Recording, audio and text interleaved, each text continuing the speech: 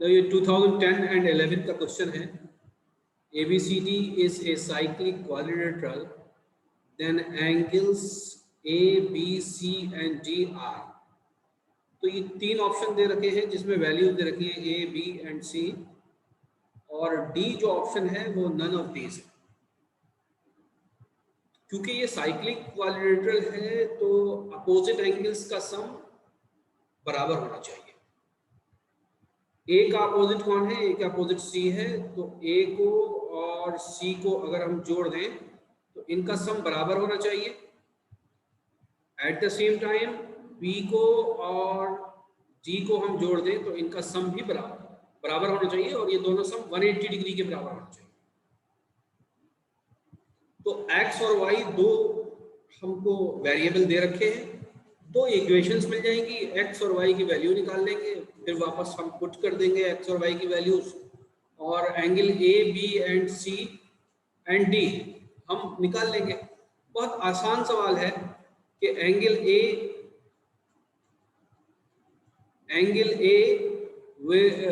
Is equal to, sorry मैं equal to नहीं करके नहीं लिखता, बल्कि angle A plus angle C will be equal to 180 degree.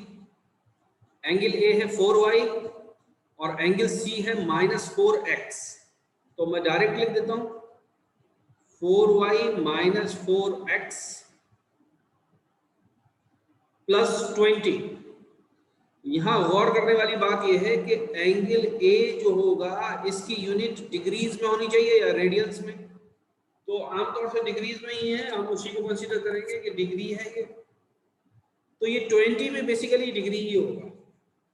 तो यहां पर हम ये डिग्री हमें कायदे में लिखना चाहिए, इक्वल टू 180 डिग्री। एक इक्वेशन हम बना लें, 4y - 4x will be equal to 160 degree. यहां 4 है और यहां भी 4 है, तो हम क्या करें कि y - x is equal to 40 degree. Okay, तो ये एक इक्वेशन आ गई हमारे पास। इन द सेम वे इसके आगे हम और फिर बढ़ते हैं और एंगल बी और एंगल डी को जोड़ देते हैं। ये हो जाएगा 3y - 5 प्लस नहीं होगा -7x प्लस 5, ये भी 180 डिग्री के बराबर होगा क्योंकि साइक्लिक क्वाड्रिलेटरल है। तो इक्वेशन आ जाएगी 3y - 7x, 5 से कट जाना है, इज इक्वल टू 180 डिग्री। बात समझ में आई? अब देखिए ये वाली जो इक्वेशन है और ये वाली जो इक्वेशन है इसके कोफिशिएंट मैच करा देते हैं, तो इसको 3 से मल्टीप्लाई करके लिख देते हैं, या इसको -3 से मल्टीप्लाई करके लिख देते हैं। तो इस इक्वेशन को मैं यहां लिख रहा हूं, कलर में चेंज कर देता हूं जिससे पता लग जाएगा, -3y प्लस का 3x is equal to minus का 120।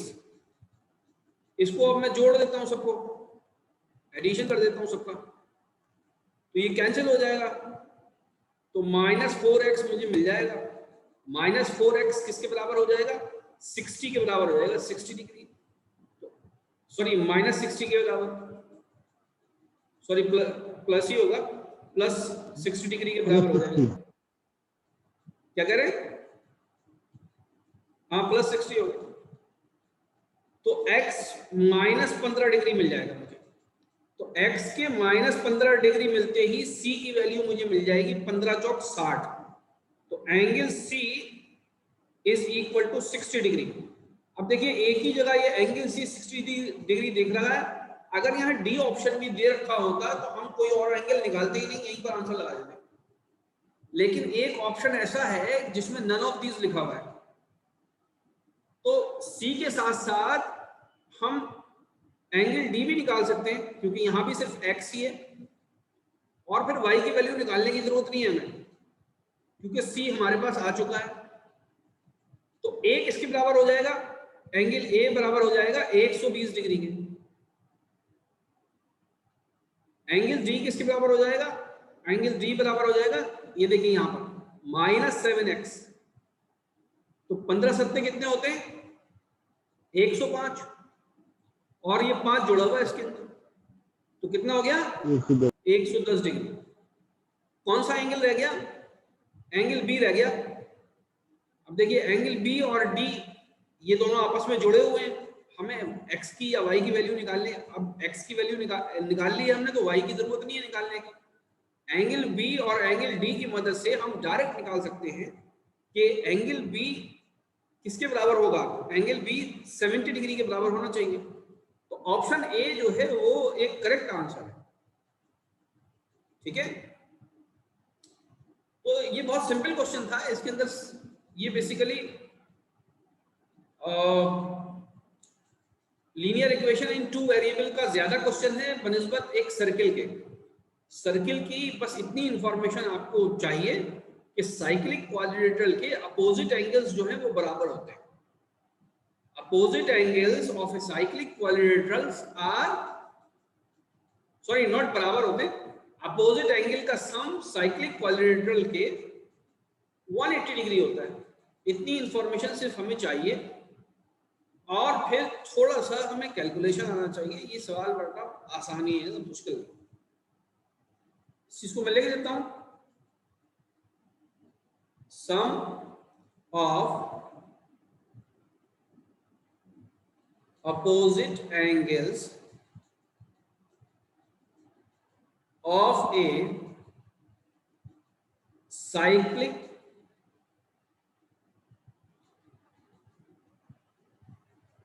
quadrilateral is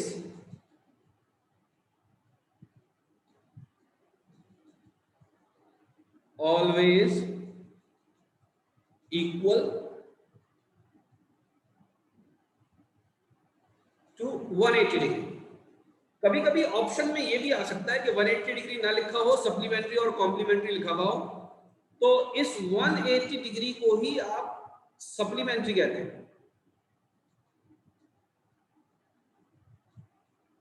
सप्लीमेंट्री 180 को नहीं कहते। बेसिकली अगर दो एंगल का सम 180 डिग्री के बराबर है तो उसको सप्लीमेंट्री एंगल्स कहते हैं। जैसे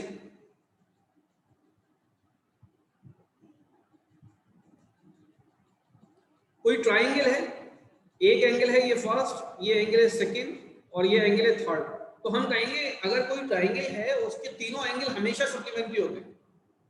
सप्लीमेंट्री का मतलब क्या है कि 1 + 2 + 3 ये हमेशा 180 डिग्री के बराबर हो। बात समझ में आ रही है? आगे बढ़ते हैं। ये कौन सा क्वेश्चन था? 2010 एंड 11 का क्वेश्चन था। अब 11 और 12 का ये क्वेश्चन देखते हैं। ये बेसिकली मेंसुरेशन टाइप का क्वेश्चन है। ये 2011 एंड 12 का क्वेश्चन है।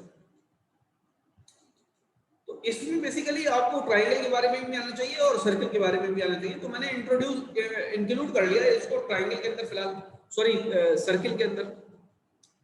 क्वेश्चन 35 नंबर है, ये 35 नंबर का क्वेश्चन है। What is the arc of the shaded region? ये जो शेडेड रीजन है, एक तो ये वाला शेडेड रीजन और ये सर्कल के अंदर वाला ये वाला शेडेड रीजन, इसका एरिया निकालना है। हमको दे कर रखा है where a circular arc of radius 6 centimetre. खास बात जो हमको दे रखी है वो ये दे रखी है कि सर्कल का जो रेडियस है ये बेसिकली 6 सेंटीमीटर का है। दूसरी बात जो दे रखी है वो ये दे रखी है कि जो इक्विलेटरल ट्राइंगल है उसी रेडियस से हमने इक्विलेटरल ट्राइंगल बनाया है, ये 12 सेंटीमीटर है और ओ इसका सेंटर है। ये हमें मोटी मोटी बातें दे रखी हैं और आंसर पाई और √3 की टर्म्स में दे रखा है और आखिरी आंसर नन ऑफ दीज दे रखा है। अगर नन ऑफ दीज आंसर दे रखा है तो बिल्कुल परफेक्टली कैलकुलेट करना पड़ेगा आपको। हो सकता है कि आंसर नन ऑफ दीज में इन्होंने छुपा दिया हो, कोई आंसर दिया ही ना हो, जो करेक्ट आंसर हो वो दिया ही ना हो, तो इसलिए कैलकुलेट करना इसमें बहुत जरूरी है। ठीक है, तो कैलकुलेट कर लेते हैं। कैलकुलेट करने के कई तरीके हो सकते हैं इसमें। मैं जो तरीका अडॉप्ट कर रहा हूं वो हो सकता है कि किसी दूसरे तरीके से डिफरेंट हो। तो एक बात ये खास हम कर लेते हैं, देखिए ये जो रेडियस है वो है 6 सेंटीमीटर का, बात समझ में आई? तो हम एरिया ऑफ सर्किल निकाल लेते हैं, और ये 12 सेंटीमीटर इसकी एक साइड है इक्विलेटरल ट्रायंगल, इक्विलेटरल ट्रायंगल का एक भी एरिया निकाल लेते हैं। होगा क्या, ये जो अनशेडेड पोर्शन है, ये वाला जो पोर्शन है, ये वाला, ये एरिया 2 बार आ जाएगा, तो इसके एरिया को घटा देंगे हम। अब इसके एरिया को कैसे घटाएंगे वो बात की बात है, पहले सर्किल और इक्विलेटरल ट्रायंगल का एरिया लिख लेते हैं। तो एरिया ऑफ सर्किल किसके बराबर हो जाएगा भाई, पाई इंटू 6 का स्क्वायर, बात समझ में आती है? एरिया ऑफ इक्विलेटरल ट्रायंगल ये किसके बराबर हो जाएगा, √3/4 इंटू साइड का स्क्वायर, साइड का स्क्वायर किसके बराबर है, 12 इंटू 12, बात समझ में आ रही है सबके? ठीक है, मुश्किल तो नहीं है। ये हो जाएगा आपका 36 पाई, और ये किसके बराबर हो जाएगा, 4 एकम 4, 4 दिया 12, 12 दिया 36, तो ये हो जाएगा 36√3, और ये दोनों ही सेंटीमीटर स्क्वायर में होंगे। एक बात कंप्लीट हो गई, ठीक है? अब हमें कॉन्सेंट्रेट करना है इस शेडेड रीजन पर, ये शेडेड रीजन।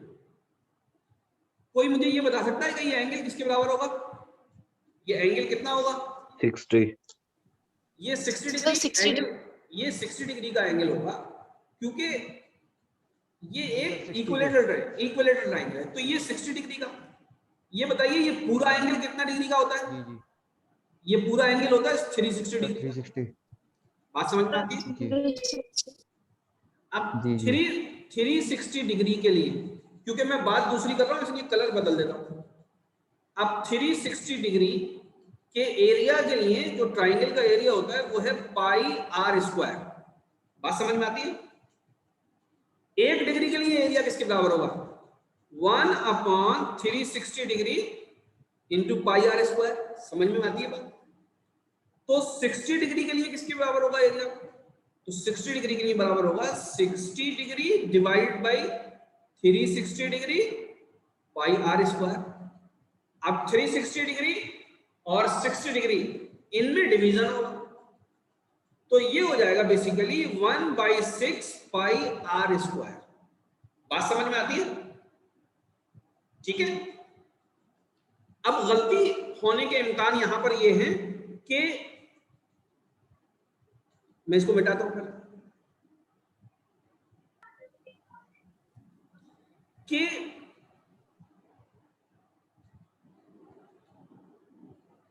हमने इस शेडेड पोर्शन का जो एरिया लिया है वो कितनी बार यहां पर लिया है, एक बार यहां लिया है और एक बार यहां पर लिया है। तो ये अनशेडेड पोर्शन का, अनशेडेड पोर्शन के एरिया को हमें 2 बार घटाना पड़ेगा। तो कितने एरिया को हमें 2 बार घटाना पड़ेगा, इंटू 2 टाइम्स। तो कितने एरिया को हमें घटाना है, 2/6 इंटू πr²।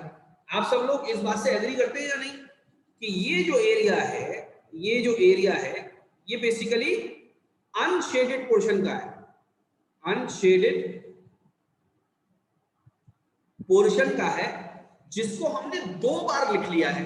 कहां लिख लिया है, एक तो यहां पे लिख लिया है और एक यहां लिख लिया है। तो इसको 2 बार घटाना है, तो इसको मैंने इस क्वांटिटी को 2 से यहां मल्टीप्लाई कर दिया, तो ये हो जाएगा 1/3 πr²। तो यानी ये जो एरिया है ये मुझे घटाना है इसमें से। बात समझ में आती है आप सब लोगों को या नहीं, बोलिए। जी सर। इजी, आसान सी बात है। तो हम लिखेंगे एरिया ऑफ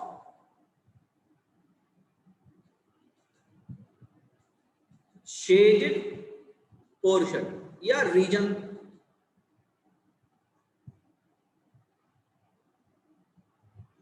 किसके बराबर हो जाएगा, एक तो 36 pi plus 36√3 minus 1/3 pi r किसके बराबर है भाई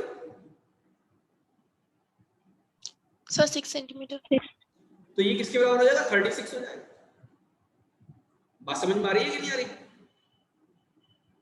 ठीक है, अब 36 पाई और 36 पाई, इसका क्या मतलब हुआ, यहां पर 1/3 भी है, तो आप या तो इसको 12 पाई कर लिए माइनस 12 पाई, तो यहां क्या हो जाएगा 24 pi plus 36 into √3 centimetre square. कहीं मैंने कुछ गलती तो नहीं कही? ऐसा आंसर आपको यहां पर मिल जाएगा। ये इसका बी जो ऑप्शन है वो आंसर दिया हुआ है, तो नन ऑफ दीज नहीं है।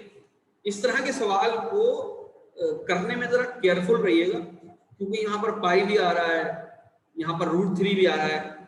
अगर जब भी आप इस तरह का सवाल करें तो एक बार आप क्या करें, ऑप्शन को भी देख लें, क्योंकि ये हो सकता है कि ऑप्शन को देखे बगैर आप इस पाई को 36 पाई लिखा हुआ था, इस 36 पाई को इंटू 22/7 भी कर दें, मल्टीप्लाई कर दें इसको, तो पहले ऑप्शन देख लेना चाहिए कि आंसर पाई की टर्म्स में दे रखा है। क्योंकि अगर किसी स्टूडेंट ने ये मल्टीप्लाई कर दिया तो ये बात पक्की है कि वो बहुत लंबा सवाल हो जाएगा और बहुत कम इम्कान है कि उसका सवाल सही हो जाए, वो सही आंसर निकाल ले। तो इसमें आपको मैं एजुकेट ये करना चाहता हूँ इस क्वेश्चन के अंदर कि क्वेश्चन को देखने के बाद आप उसके ऑप्शन भी एक बार निगाह मार लीजिए कि ऑप्शन किस फॉर्म में दे रखे। बात समझ में आ रही है या नहीं आ रही? तो ऑप्शन 24 पाई कैसे आया? बेटा 36 पाई में से मैंने 1/3 36 पाई घटा दिया, तो 1 आम और 1/3 आम, तो क्या बचा 2/3 आम बचा इंटू 36, तो ये हो गया 12 और 12 दूनी 24, तो 24 पाई हो गया। ठीक है, सिंपल। आप अगर इसको देखेंगे तो मैंने कुछ नहीं किया है, कोई ऐसी खास बात नहीं करी है। इसको दोबारा देख लीजिएगा, रिकॉर्डिंग हो रही है। Okay, okay sir. आगे बढ़ते हैं।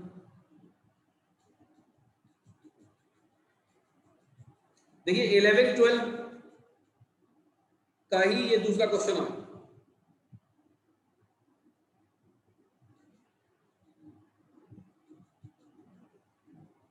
ये भी 2011 और 12 का है, अब एमयू का।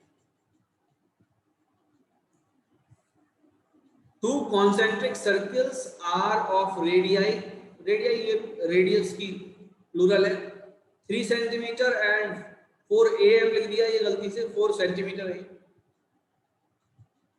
The length of the chord of a larger circle which touches the smaller circle. Concentric circles कौन से होते हैं? Concentric circles वो circles होते हैं जिनका सेंटर सेम होता है और रेडियस अलग होगा। तो एक सर्कल छोटा होगा, एक सर्कल बड़ा होगा। तो हम 2 सर्कल बना लेते हैं जो कॉन्सेंट्रिक सर्कल्स हो, और सवाल ये बड़ा आसान सा है। ऐसे अभी समझ में नहीं आ रहा है क्या आसान है, लेकिन एक्चुअली में आसान है। एक सर्कल मैंने ये बना लिया, लेकिन ये कुछ अच्छा नहीं लग रहा मुझे, तो मैं इसको, एक सर्कल ये हो गया और दूसरा सर्कल मैं रेड से बना देता हूं।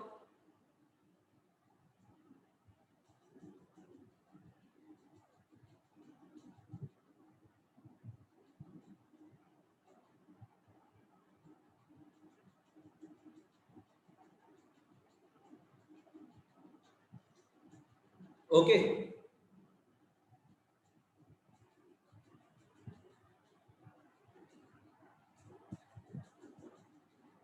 दो कॉन्सेंट्रिक सर्कल्स हैं, एक का रेडियस कितना है एक का है 3 सेंटीमीटर और एक का है 4 सेंटीमीटर, और यू कह रहे हैं the length of the chord of the larger circle which touches the smaller circle. इसका मतलब क्या है कि हमें एक ऐसी कॉर्ड बनानी है, हमें एक ऐसी कॉर्ड बनाएं जो स्मॉलर सर्किल से टच होकर जाए। ये स्मॉलर सर्किल है और इससे टच होकर ये कॉर्ड जा रही है।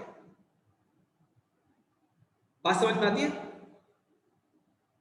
इस सर्किल का सेंटर, इन दोनों सर्किल का सेंटर सेम होगा क्योंकि कॉन्सेंट्रिक सर्कल्स हैं, और इसका नाम मैं लिख लेता हूं, सपोज करिए O, और ये जो कॉर्ड है इसका जो नाम मैं लिख लेता हूं वो मैं लिखता हूं AB। So AB is the chord, और इस AB की लेंथ ही हमसे पूछी है। गिवन क्या चीज है? गिवन ये है कि ये जो रेडियस है छोटे सर्किल का वो 3 है, और जो बड़े सर्किल का रेडियस है, इसको मैं ब्लैक से बनाना पसंद करूंगा, वो बेसिकली 4 है। ये चीज गिवन। बात समझ में आती है?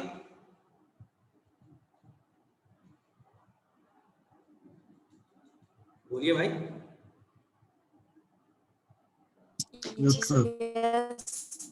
मैं ये देख लूं पूछा यही है या कुछ और पूछा है? The length of the chord, length ही पूछिए, ठीक है? तो बहुत आसान सी बात है। आप एक सिंपल सा इसके अंदर कंस्ट्रक्शन कर दीजिए। कंस्ट्रक्शन क्या कर दीजिए कि इसको A से मिला दीजिए O को। बात समझ में आती है? और O क्योंकि सेंटर बड़े वाले सर्किल का भी है, ब्लैक सर्किल का भी है, उससे आप इस कॉर्ड पर परपेंडिकुलर डाल, इस कॉर्ड पर क्या डाल दीजिए? परपेंडिकुलर डाल दीजिए। अब क्योंकि ये परपेंडिकुलर है तो इस कॉर्ड को ये 2 बराबर हिस्सों में बांटेगा। बात समझ में आती है?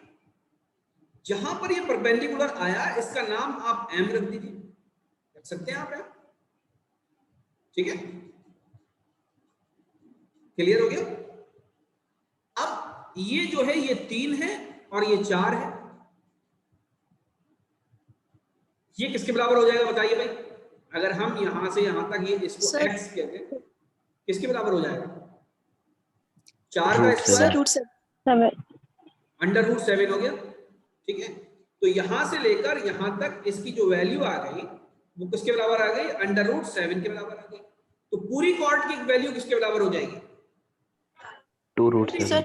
पूरी कॉर्ड की वैल्यू बराबर हो जाएगी 2√7 के। तो इसमें आंसर दिया हुआ होना चाहिए। ये बहुत इजी क्वेश्चन है। यस, आंसर हमारे पास सी आंसर है।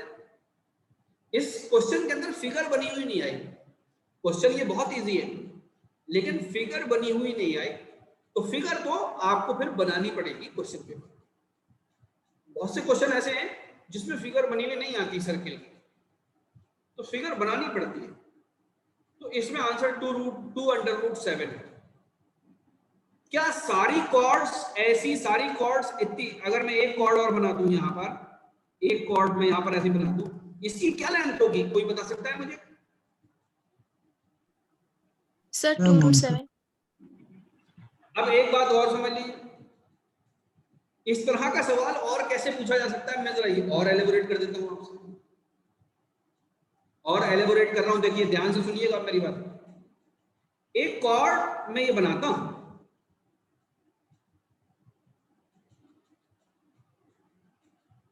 मैं एक कॉर्ड ये बनाता हूं। कॉर्ड नजर आ गई सबको या नहीं? जी नजर आ गई? अब फॉर एग्जाम्पल क्वेश्चन पेपर में कॉर्ड बनी हुई आ गई, क्वेश्चन पेपर में कॉर्ड बनी हुई आ गई।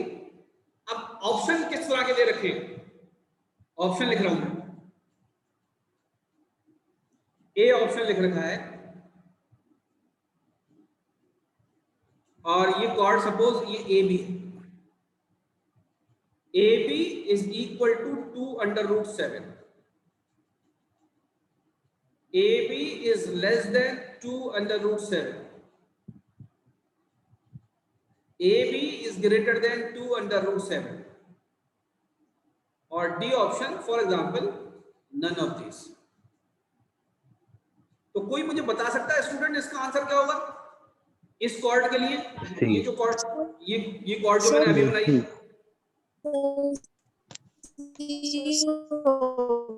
ये आंसर होगा। ऑब्वियसली आंसर जो है वो सी होगा। C। ठीक है, तो मैं इसलिए ये बात कर रहा हूं कि क्वेश्चन तो ये हल हो गया, लेकिन और भी किस तरीके से इस क्वेश्चन को डिजाइन किया जाता है। एक क्वेश्चन ऐसा बना है कि एक जो कॉर्ड है वो हमने ऐसी बना दी, ये कॉर्ड बना दी एक नई, इसका नाम रखा हमने EF। तो ये जो EF होगी, यहां पर हम सब जगह EF कर रहे हैं, यहां पर भी हम EF कर रहे हैं, यहां पर भी हम EF कर रहे हैं। अब आंसर क्या होगा? अब आंसर B हो जाएगा। बात समझ में आ गई कि नहीं आ गई? अब आप एक बात ये समझ लीजिए कि जिस टाइम ऐसा होगा तो इतना आसान ये होगा नहीं वहां पर इसको निकालना। क्यों? क्योंकि फिगर कैसी बनी हुई आएगी? फिगर कैसी बनी हुई आएगी पता है आपको? फिगर ऐसी थोड़ी बनी हुई आएगी कि ये भी बना हुआ है, ये भी बना हुआ है, ये भी बना हुआ है।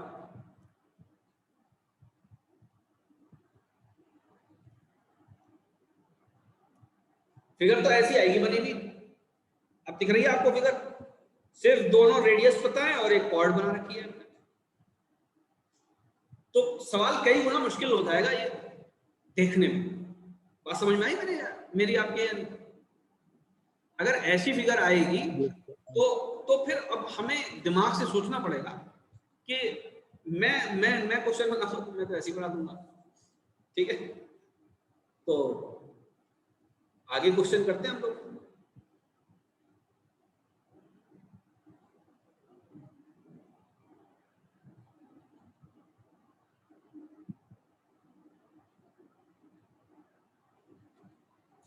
देखिए ये सवाल रिपीट हुआ ये वाला।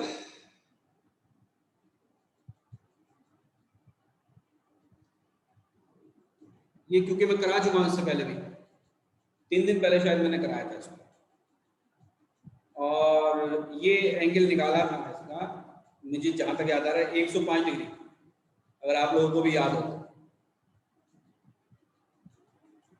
एनीवे, हम ऊपर वाला सवाल देखेंगे जो 22 है, और ये देख लें ये कौन से 2009 एंड 10 का है। ये जो क्वेश्चन है ये 2009 और 10 का क्वेश्चन क्या है कि ABCD इज ए पैरेललोग्राम। देखिए A, B, C and D ये जो है पैरेललोग्राम है। पैरेललोग्राम का मतलब ये लाइन इस लाइन के पैरेलल है और ये लाइन इस लाइन के पैरेलल है। बात समझ में आती है?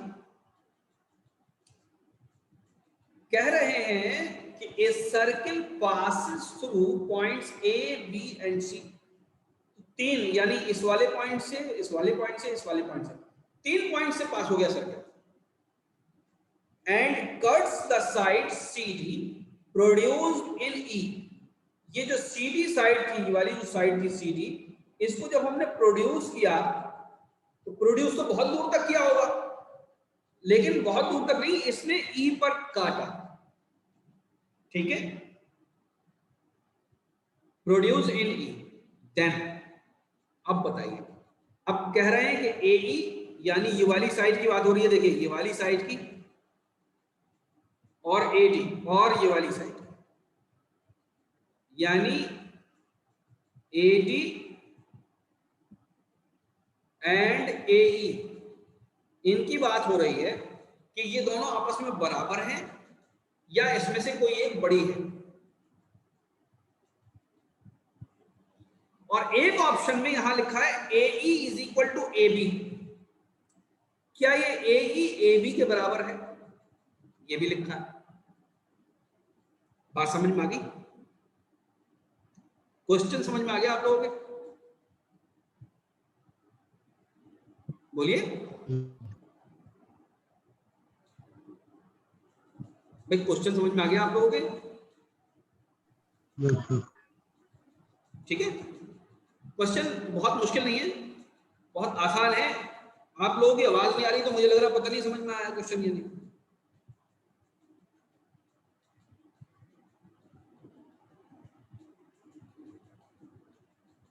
सुमैया समझ में आ गया तुम्हारे क्वेश्चन बेटा? Yes, sir.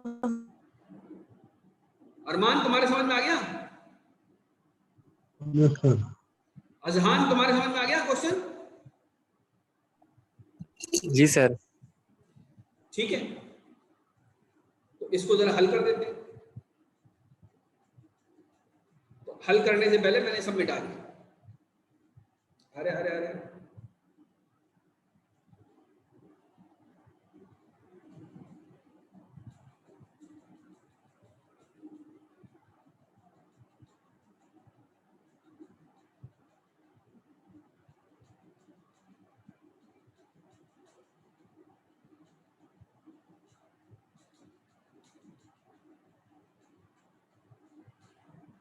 दोबारा से ज्वाइन कर लेते हैं क्योंकि 1 ही मिनट बचा है। ठीक है, इसको भी पता नहीं क्या डिस्टर्बेंस हो गया इसके अंदर। दोबारा से आ जाइए, 1 ही मिनट बचा है, हल नहीं हो पाएगा इतनी देर में। ठीक है, ये जो डीसी है ये एबी के पैरेलल है, और ये जो बीसी है ये एडी के पैरेलल है। हमसे एई, एडी और एबी का रिलेशन पूछा है। बात समझ में आ गई? ध्यान से सुनिए मेरी बात। जरा सा मुझे एक बात ये बता दीजिए,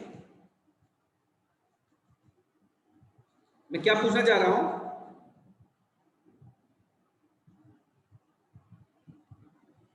ये जो ट्राइंगल है, ये जो क्वाड्रिलेटरल है, ए बी सी और ई, ये कौन सा क्वाड्रिलेटरल है? Cyclic quadratic. कौन सा? कौन सा? Cyclic quadratic. Cyclic quadrilateral. Exactly, कौन सा क्वाड्रिलेटरल है? Cyclic quadrilateral. अच्छा बेटा ये बताओ मुझे कि अगर मैं इसकी वैल्यू x लिख दूं तो इसकी वैल्यू किसके बराबर हो जाएगी? इसकी 180 माइनस x हो जाएगी या नहीं हो जाएगी? जी सर। हो जाएगी। अगर इसकी 180 माइनस x है तो इसकी कितनी हो जाएगी? इसकी भी 180 माइनस x हो जाएगी, क्योंकि ये पैरेललोग्राम के अपोजिट एंगल्स है। पैरेललोग्राम के अपोजिट एंगल्स बराबर होते हैं, जी मानते हैं सर। आप या नहीं? अच्छा, ये एक लाइन है, ये पूरी एक लाइन है, तो ये बताइए मुझे ये एंगल किसके बराबर हो जाएगा? ये x के बराबर हो जाएगा या नहीं हो जाएगा? ठीक है, आप जी बोलिए तो मैं आगे बढ़ूं। जी सर। ठीक है, तो ये लाइन इस लाइन के बराबर हो गई, क्योंकि ये एक ट्रायंगल है। और कैसा ट्रायंगल बन गया? आइसोसेलेस ट्रायंगल बन गया, यानी AE किसके बराबर हो गई? AD के बराबर। और ऐसा एक ऑप्शन हमें दे रखा है, AE is equal to AD।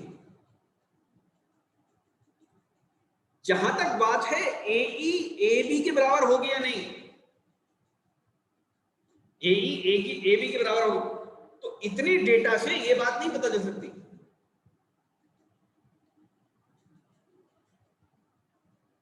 बात समझ में आ रही है कि नहीं आ रही? इतने डेटा से ये बात पता नहीं चल सकती जब तक ये ना कहा जाए कि ABC और D पैरेललोग्राम ना होकर बल्कि रोम्बस है। अगर रोम्बस कह दिया होता तो ये भी सही होता और ये भी सही होता, क्योंकि रोम्बस भी एक पैरेललोग्राम है। रोम्बस भी एक पैरेललोग्राम है। बात समझ में आती है? रोम्बस और पैरेललोग्राम, आम पैरेललोग्राम और रोम्बस में फर्क कितना है कि रोम्बस की दोनों अपोजिट साइड, दोनों pair of opposite side parallel होती है और पैरेललोग्राम की भी अपोजिट साइड पैरेलल होती है, लेकिन रोम्बस की चारों साइड बराबर होती है। दूसरी खास बात क्या है? दूसरी खास बात यह है कि उसके डायगोनल्स 90 डिग्री पर इंटरसेक्ट करते हैं। एनीवे, सवाल सबके समझ में आ गया? बोलिए। ठीक, जी सर।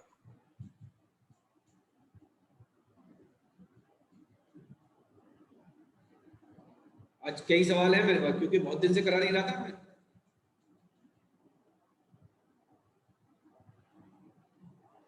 ये सवाल कौन से ईयर का, ये देखना चाह रहा हूँ। 2008 और 9 का सवाल है और एक अच्छा क्वेश्चन मैं कहता हूँ इसको।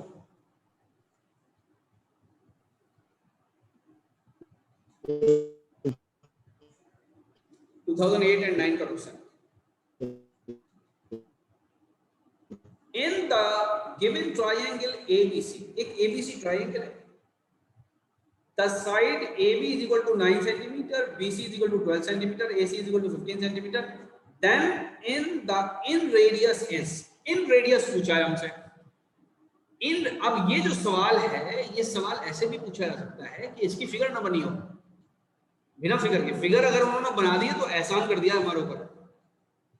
अगर इसकी फिगर ना भी बनाएं तो भी आपको ये सवाल हो जाना चाहिए आपसे, ठीक है। अब हमसे ये पूछा है इन रेडियस बताइए, तो इन रेडियस के लिए ये सर्किल बना देना जरूरी नहीं है। इन रेडियस के लिए ये सर्किल बना देना जरूरी है। 12, 15 और 9। तो ये जो AC है, AC की जो वैल्यू है ये है 15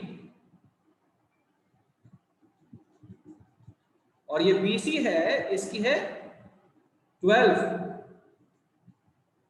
और इसकी 9 सेंटीमीटर, ठीक है। समझ में आ गई बात? सेंटर इसका मान लिया ये है। हमसे पूछा क्या है? हमसे पूछा है कि ये बताइए, इसकी वैल्यू बताइए। हमसे क्या पूछा है कि इसकी वैल्यू बताइए। हमसे पूछा है कि इसकी वैल्यू, यानी R की वैल्यू पूछिए आपसे। क्या पूछिए? R की वैल्यू।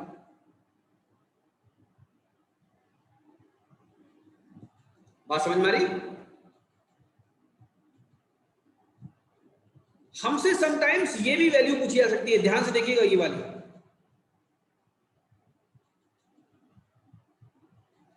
ये भी पूछी जा सकती है, तो ये मैं अभी करूंगा, तब बात करेंगे। फिलहाल मैं इसका तरीका बता देता हूं कि इसको आप कैसे हल करेंगे। आप मुझे ये बताइए, क्या आप एरिया निकाल सकते हैं एबीसी का? जी सर। हैं? निकाल सकते हैं? कैसे निकालेंगे? So half into base right angle triangle. बेटा राइट एंगल ट्राइंगल है ये? Heron's formula sir.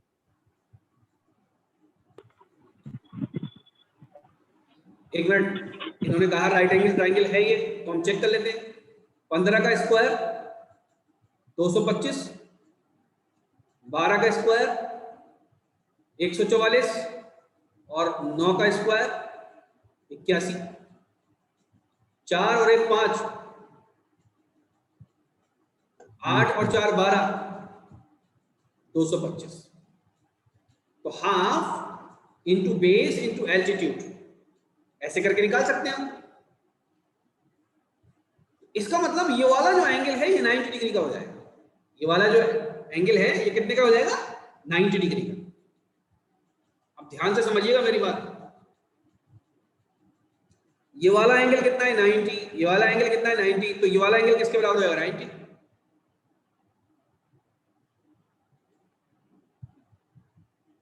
बात समझ में आ रही है कि नहीं आ रही? चारों एंगल 90 डिग्री के बराबर होगा। चारों एंगल 90 डिग्री के बराबर और दो एडजेसेंट साइड, एक ये वाली और एक ये वाली, एक ये वाली साइड और एक ये वाली साइड, ये दोनों बराबर है। तो ये क्या बन गया? स्क्वायर बन गया। क्या बन गया? स्क्वायर। बात समझ में आ गई? अब ध्यान से देखिएगा, मैं दोबारा ड्रॉ करूंगा। पहले इसको मैं मिटाता हूं।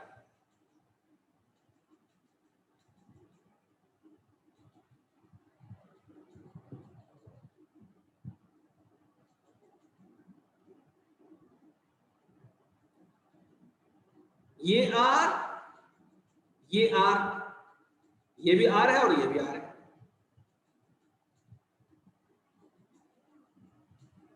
ठीक है, ये एंगल 90 डिग्री का है और ये एंगल 90 डिग्री का है, और ये एंगल 90 डिग्री का अभी हमने निकाल लिया, तो ये एंगल भी, अपोजिट एंगल भी 90 डिग्री का हो जाएगा।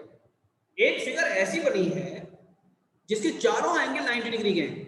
अब इनका नाम रख देते हैं हम, इसको रख देते हैं ई, इसको रख देते हैं एफ और इसको रख देते हैं ओ। ठीक है, बात समझ में आ गई? बोलिए। जी सर। अब सवाल यह है, हमें साइड नहीं पता कोई भी, तो साइड पता करने का तरीका मैं बता रहा हूं। इसके लिए मैं थोड़ा सा पहले मिटा दूं इसको, इस चीज को मिटा दूं, ये जो लाइनें बना रखी है ना मैंने,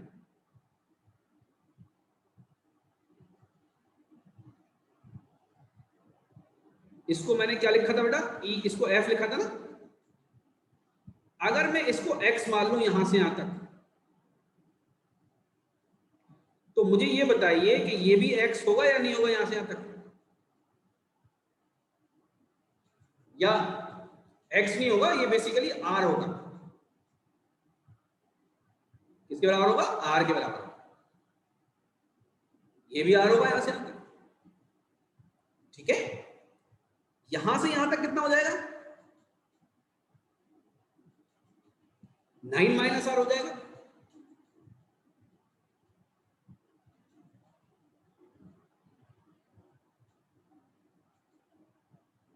बोलिए,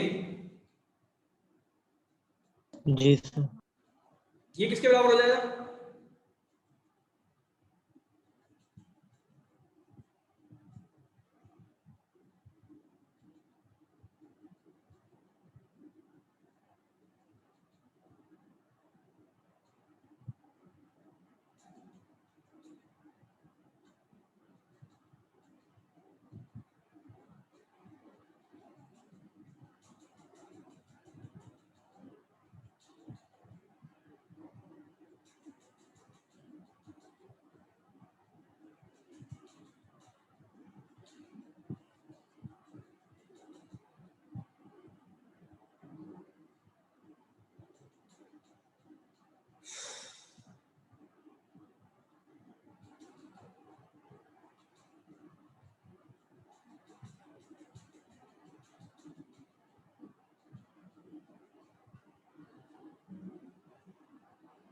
ये भी 9 माइनस आर हो जाएगा।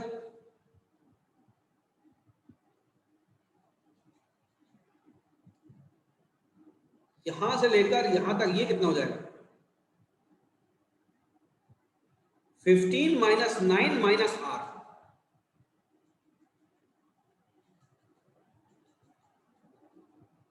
तो ये हो जाएगा 15 माइनस 9 प्लस आर हो जाएगा। 15 माइनस 9 किसके बराबर होगा? 6 प्लस आर होगा, तो ये भी 6 प्लस आर आ जाएगा। अब देखिए, यहां से लेकर और यहां तक ये कितना था पहले? ये था 12, तो r plus 6 is equal to 12, तो r किसके बराबर आ गया? 3। यही आंसर है।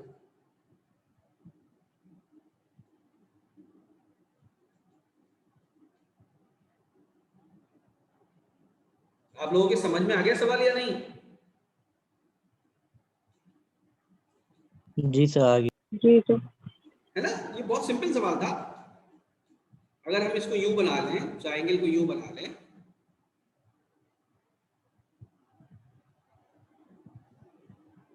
और यहां पर ऐसे करके ऐसे बना लें,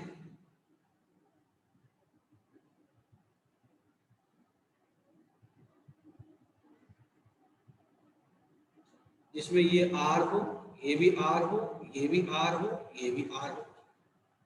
यहां से यहां तक ये कितना है? अच्छा, एक पॉइंट यहां पर भी है जो सर्किल का ये वाला पॉइंट, ये कितना 9 है, तो यहां से यहां तक कितना हो जाएगा? 9 माइनस आर हो जाएगा। तो ये भी 9 माइनस आर होगा यहां तक, तो ये 6 प्लस आर हो गया। यहां से यहां तक ये भी 6 प्लस आर हो गया, और ये आर है, और पहले से ये बता रखा था कि ये 12 है, तो r plus 6 plus r is equal to 12, hence r is equal to 3। Question समझ में आ गया?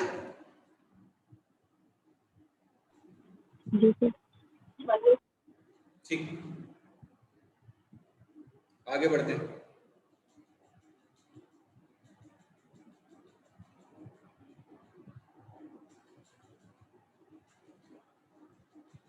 अब मैं बिल्कुल आंसर नहीं निकाल रहा, अब आंसर आप लोग निकाल रहे हैं, ठीक है? मैं आपको सिर्फ क्वेश्चन रीड करके पढ़ के बता देता हूं। इसको ये देख लेते हैं, ये सवाल कौन से उसका है, 2009-10 का है।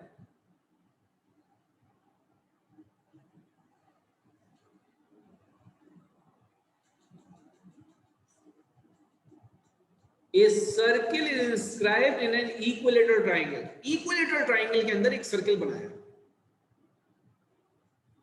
whose sides is 6 units. ये साइड्स कितनी है इसकी? 6 unit. A square has its vertices on the circumference of the inscribed circle. इसके अंदर एक सर्किल बनाया, उसके अंदर एक स्क्वायर बना दिया। Find the area of the square. Square का एरिया निकालना है, तो स्क्वायर की साइड निकालनी है, एक तरह से ये समझ लीजिए आप। बात समझ में आती है? तो सबसे पहले सर्किल का डायामीटर निकाल लें हम। सबसे पहले क्या निकाल लें?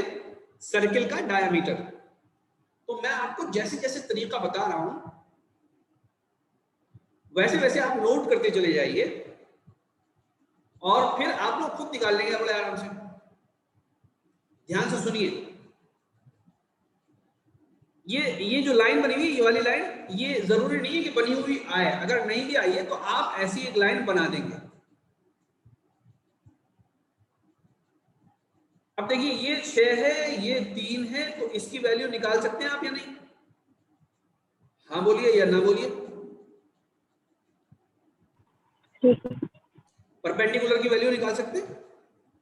6 स्क्वायर माइनस 3 स्क्वायर, इसका अंडर रूट, 36 माइनस 9, इसका अंडर रूट। 36 माइनस 9 किसके बराबर हो गए? 27 का अंडर रूट, 27 हो जाएगा 3 अंडर रूट 3। बात समझ में आ गई क्या? जी सर। तो ये जो लाइन है ये हो गई 3 अंडर रूट 3। बाकी सबको मिटा देता हूं मैं। समझ में आ गई बात? अब जरा मुझे ये बताओ, सर्किल का रेडियस का, सर्किल का सेंटर किस जगह पर होगा? अब देखो, यहां से ये जो दूसरा पॉइंट है, यहां से एक और एल्टीट्यूड लेके चलो, तो ये सर्किल का कौन सा सेंटर होगा? कोई मुझे बताएगा?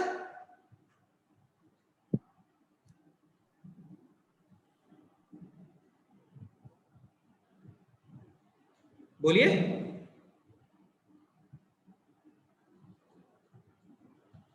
ये ट्रायंगल का कौन सा सेंटर होगा?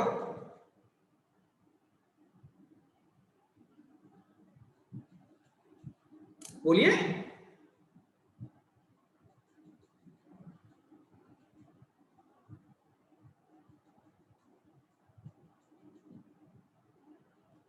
अरे बोलते क्यों नहीं हो भाई?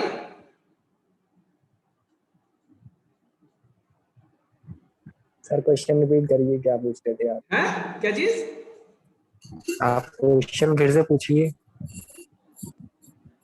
मैं आपसे ये कह रहा हूं कि ये जो दूसरा वाला मैंने एल्टीट्यूड बनाया है और ये एल्टीट्यूड बनाया है, ये दोनों जहां पर मिलेंगे वहीं पर सेंटर होगा या नहीं होगा? बोलिए। ये इस जी वाले पॉइंट को क्या बोलते हैं हम? इस वाले पॉइंट को ट्राइंगल का कौन सा पॉइंट होगा? कौन सा पॉइंट होगा बताइए?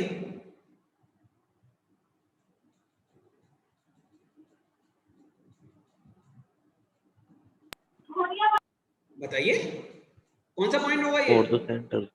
और दो सेंटर होगा। और दो सेंटर की क्या प्रॉपर्टी होती है?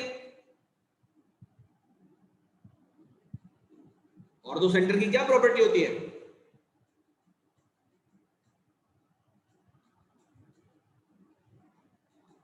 नहीं बता रहे हो तुम लोग। और दो सेंटर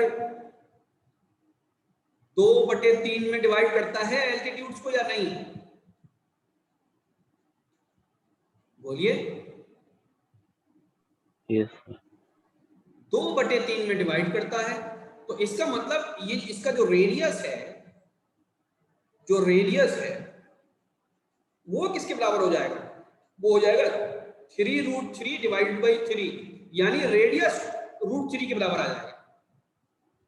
रेडियस किसके बराबर आ जाएगा? √3 के बराबर आ जाएगा। ये जो रेडियस है ये बराबर आ जाएगा √3। क्या ये बात सबके समझ में आ गई या नहीं आ गई?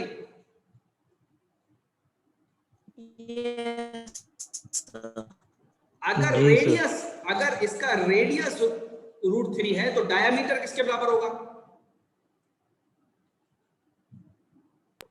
अगर रेडियस है 2√3 होगा। तो अब मैं सर्किल को यहां बना दे रहा हूं। इसके अंदर जो स्क्वायर बना हुआ है वो यहां बना दे रहा हूं।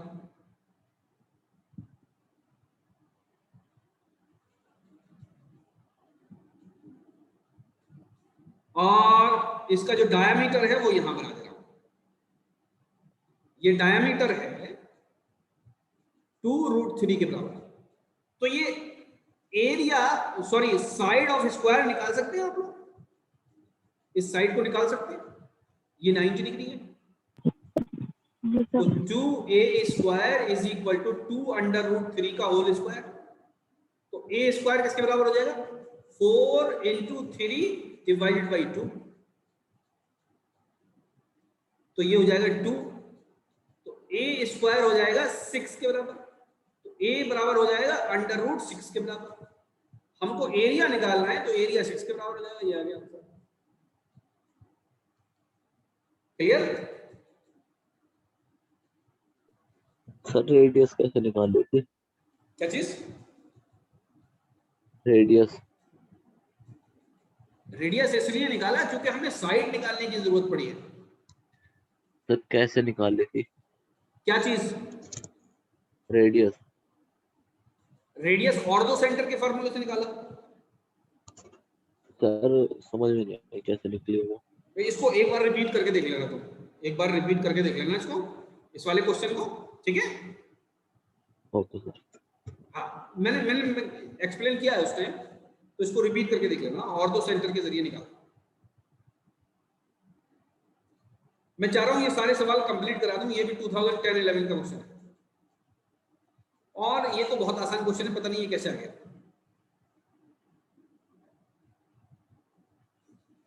2010-11 का क्वेश्चन है ये। From a point Q, the length of the tangent of a circle is 24 centimeter and distance of Q from the center is 25 centimeter. Circle बना रहा हूं। एक कोई सर्किल है और कोई टेंजेंट बना हुआ है। इस सर्किल का कोई सेंटर भी है।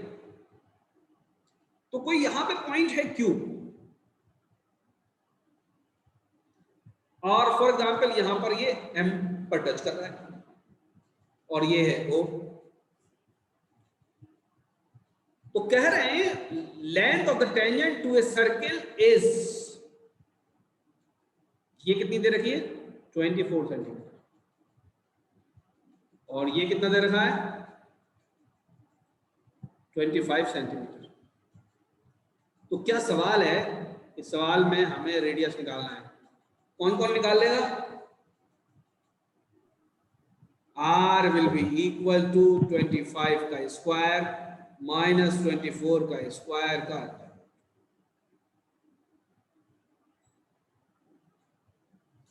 निकाल लेंगे आप लोग? तो आसान है बहुत। जी सर। 7 आगे बढ़ते जी हैं। सर। शायद 7 आंसर आता है इसका, निकाल लीजिएगा, मुझे याद नहीं sir. आंसर। नाउ ये सवाल आज का मेरे ख्याल से आगे से 2011-12 का क्वेश्चन है, ठीक है। बहुत सवाल आते हैं सर्किल के ऊपर। कह रहे हैं in a circle of radius 5 centimetre chords PQ and QR is equal to 6 centimeter, then length of the chord PR। क्या कह रहे हैं? हम एक बार डायग्राम बना रहे हैं। डायग्राम इसमें बना हुआ नहीं है,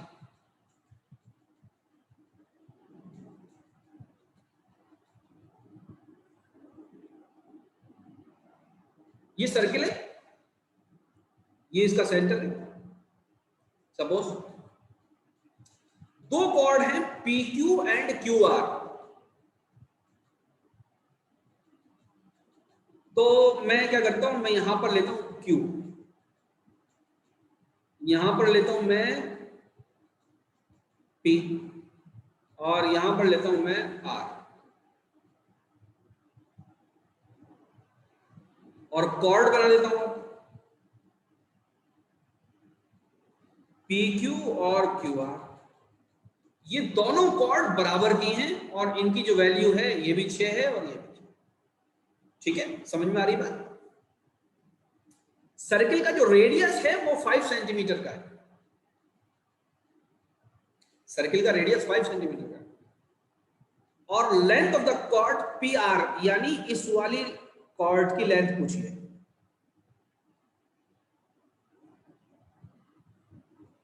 यानी हमसे क्या पूछा है कि PR बताइए, ये हमसे पूछा।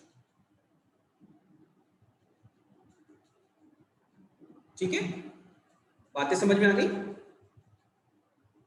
एक बार जो गिवन है वो लिख देता हूं। PQ is equal to QR is equal to 6 centimetre दे रखा है, ये O है। Radius is equal to OP is equal to OR is equal to, इस OQ को हम ग्रीन से बना देंगे और इसको हम ब्लैक से, इज इक्वल टू OQ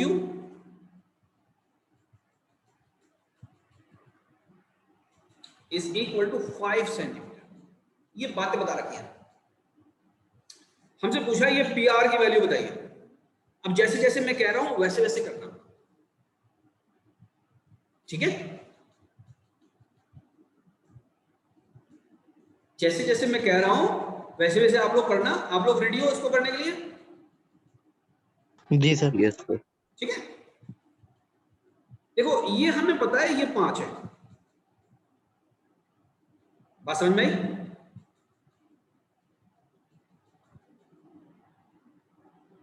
ठीक है,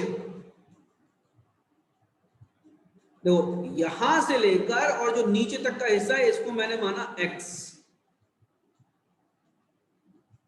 या क्योंकि ये वर्टिकल है तो इसको मैं मान लूं Y और इसको मान लूं मैं X।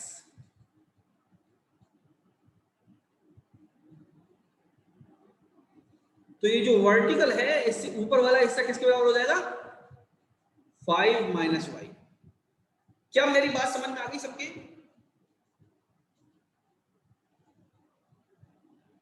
बोलिए, ये X कहां से कहां तक है? ध्यान से देखिए, ये यहां से यहां तक है। तो अब PR किसके बराबर होने वाला है? PR बराबर होने वाला है 2X के। समझ में बात आ गई या नहीं आ गई? जी सर। ये जो एंगल होगा, ये वाला एंगल 90 डिग्री होगा। सबको जानते हैं या नहीं जानते आप लोग? तो पहली इक्वेशन लिखिए इस वाले सर्कल में से, ये वाला जो 1 लिखा है मैंने, इसको टी मान लिया इस वाली जगह। ओपीटी ये राइट ट्राइंगल है या नहीं? राइट एंगल ट्राइंगल है या नहीं? तो इसमें इक्वेशन लिखिए 5 का square is equal to x का square is equal to, sorry equal to नहीं होगा, प्लस 5 माइनस y का स्क्वायर। एक इक्वेशन आ गई।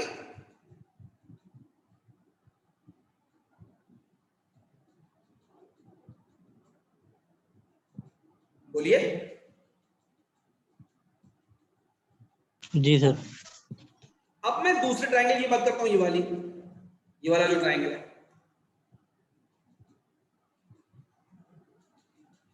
ये वाला कौन सा ट्राइंगल? पहले मैंने ओपीटी की बात करी, अब मैं बात करूंगा पीटीक्यू। ये भी राइट एंगल ट्राइंगल है। इसके अंदर मैं इक्वेशन लिख रहा हूं 6 का square is equal to x का स्क्वायर प्लस y का स्क्वायर। ये इक्वेशन आ गई 2। बात समझ में आ गई कि नहीं आ गई?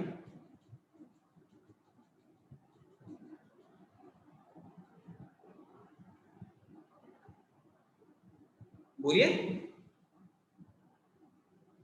Yes sir. जी पहली इक्वेशन में से दूसरी को माइनस कर दीजिए, या दूसरी में से पहली को माइनस कर दीजिए, या दोनों को ऐड कर दीजिए।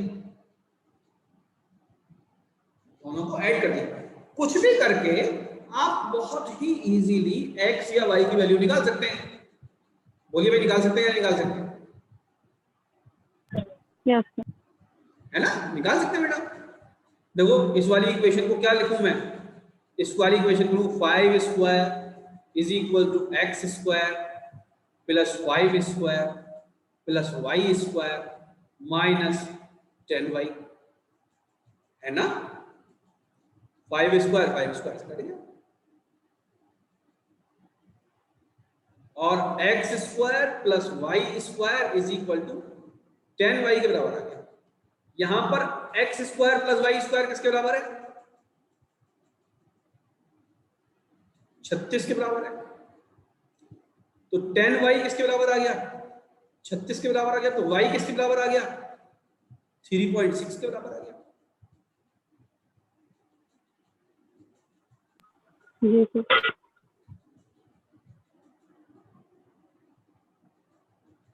बात समझ में आ रही है?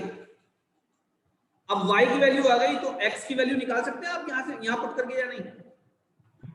Yes sir. ठीक है, यही पुट कर दीजिए। ये है 6 square is equal to x square plus, इसको मैं कैसे लिखूं कि परेशानी मुझे ना हो, तो मैं इसको लिखता हूं 36/10 का स्क्वायर। लिख सकता हूं मैं ऐसे? ठीक है बेटा। x स्क्वायर प्लस 36 का square divided by 100 into 6 square. x square किसके बराबर आ जाएगा? 6 स्क्वायर मल्टीप्लाइड बाई 100 माइनस 36 का स्क्वायर डिवाइडेड बाई 100। इसे कैलकुलेट कर लीजिए, उसका अंडर रूट निकाल लीजिए, आंसर आ जाएगा। ठीक है, तो इसको कैलकुलेट करके जरा हमें आंसर निकाल के बताइएगा कितना आया इनमें से। सब लोग मुझे व्हाट्सएप पर बताइए, ठीक है? तो अभी हम खत्म करते हैं, फिर क्लास इंशाल्लाह कल मुलाकात होगी इसी वक्त। इन वीडियोस को मैं अभी अपलोड करूंगा आपका ईमेल डालकर। सब लोग सुन रहे हैं? जी सर। तो जिसके छूटे हुए हैं वो अपने ईमेल वाले लॉगिन से ही देखिएगा, तब नजर आएगा। ठीक है, थैंक यू वेरी मच।